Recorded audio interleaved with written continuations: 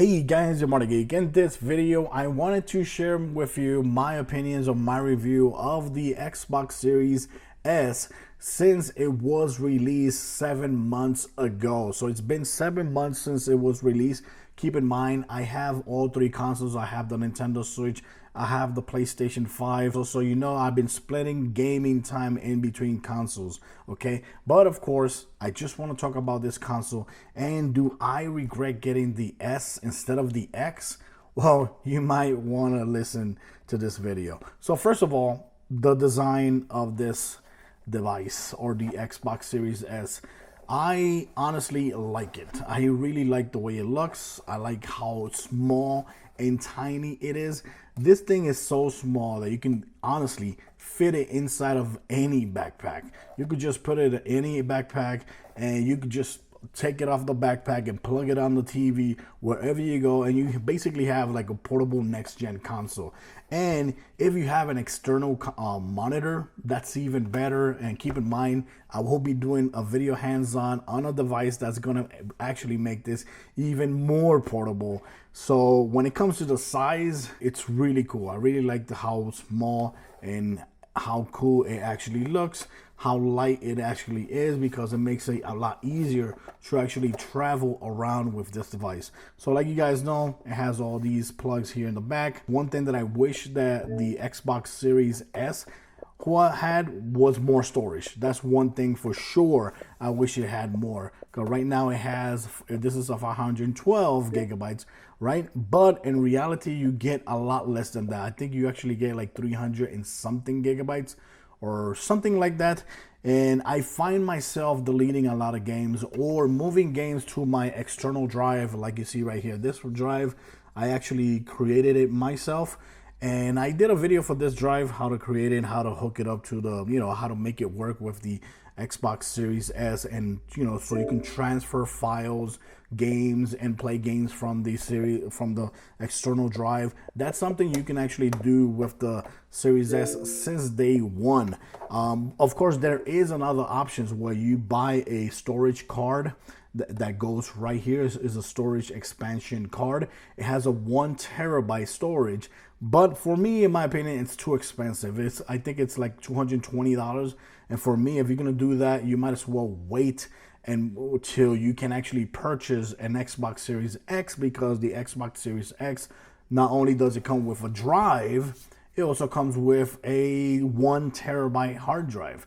So not hard drive, but SSD drive, which is way faster than your normal typical hard drive that you find on the Xbox One or the PlayStation 4, right? And when it comes to the games, I actually like everything that I played so far in this console. Like for instance, I've been playing a lot of MLB The Show that came out on the Xbox Series S via Game Pass, which is amazing. One of those amazing things about owning an Xbox console, and I tell everybody, is Xbox Game Pass. Just for $9.99, you could just enjoy a whole bunch of library of awesome Xbox games.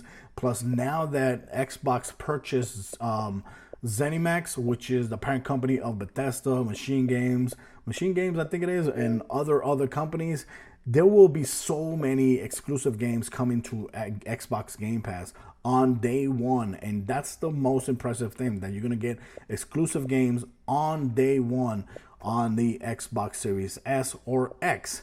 Of course, the games that I've been playing here the most has been MLB The Show, Outriders, which Outriders came on Xbox Game Pass on day one.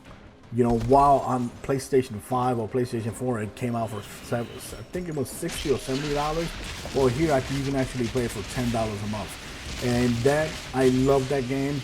Also, Cyberpunk 2077. I already did own that game because I got the the Xbox One X Cyberpunk edition, so I actually own that game digitally here, and it never crashed on me. I finished the game twice already, and it never crashed on me, and I enjoyed it. And the game is actually getting better because it's starting to look a lot better because of the updates that's been getting. So I'm very surprised that that game has been struggling on PlayStation 4 and on the regular Xbox One, but on the Xbox Series S, believe me guys, I played the game completely. I got two endings, and never ever did it crash on me. Yes, it had bugs, but it never crashed on me. Now, of course, the great thing about Game Pass, is that gaming here on the Xbox Series S has been a lot more cheaper than on the PlayStation 5 because of the Game Pass. You can either pay $9.99 for just playing games on the Xbox, if that's all you want to do, or if you want to play Xbox games on your Xbox, PC, and mobile devices using the cloud service, it's $14.99. And that's why when some people that they're not, that they don't have a specific tie to a console, they ask me, hey, which game console you actually recommend me to buy? Most of the times they're just trying to get the best gaming, at a good price.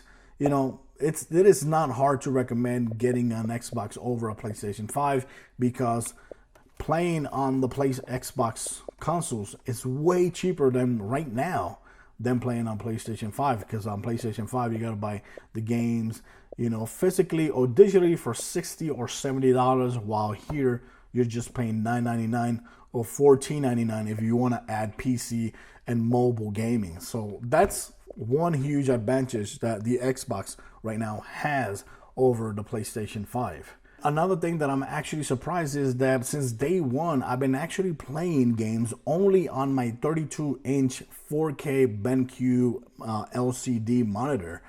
Since day one, I'm surprised that in this generation, I haven't plugged my Xbox or my new PlayStation 5 on the living room TV, which is a Samsung 60-inch LED TV. I'm very surprised because I've been sticking just to my 32-inch TV, and I've been loving it, because games there, remember, this natively, it's not a 4K console.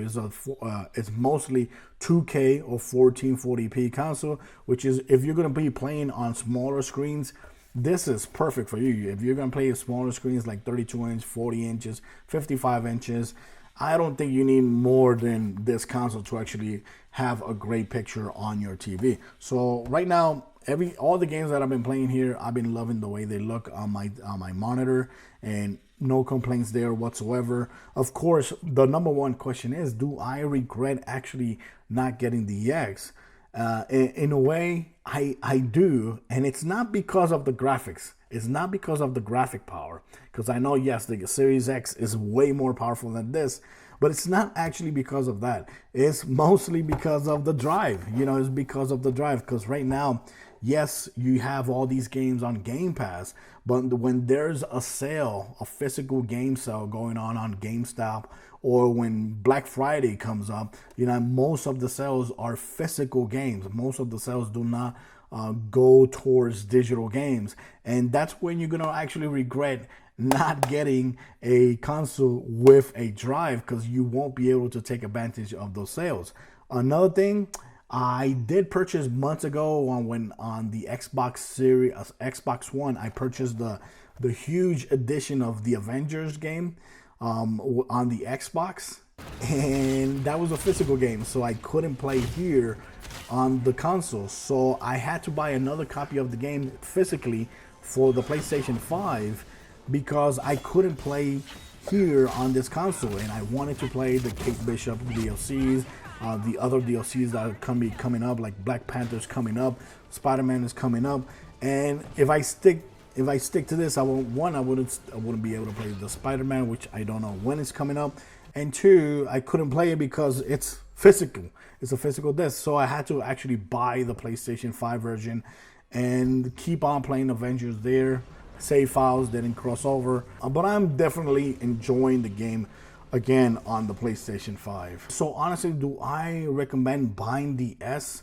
In a way, yes. If you want to play, if you're like me in my situation, that you're just playing on a smaller TV, like a 32-inch, 40 inches, or 55-inch TV, and you just don't really care about the physical games, you're on a budget and you don't have that much money to spend $70 for every game that actually comes out, the Series S is a perfect buy.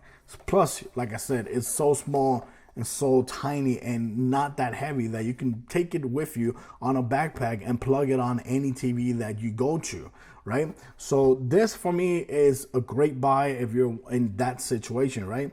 But if you need physical games, obviously, and you have like an 80-inch TV, or you know, you like going bigger and bigger all the time, and you need the extra storage, yeah, go ahead and get the X. Right now, I'm definitely going to be sticking with the S, because one, it's hard to get an Xbox Series X, and two, right now I'd rather wait for a special edition of the Xbox Series X, because you know that's going to happen, right?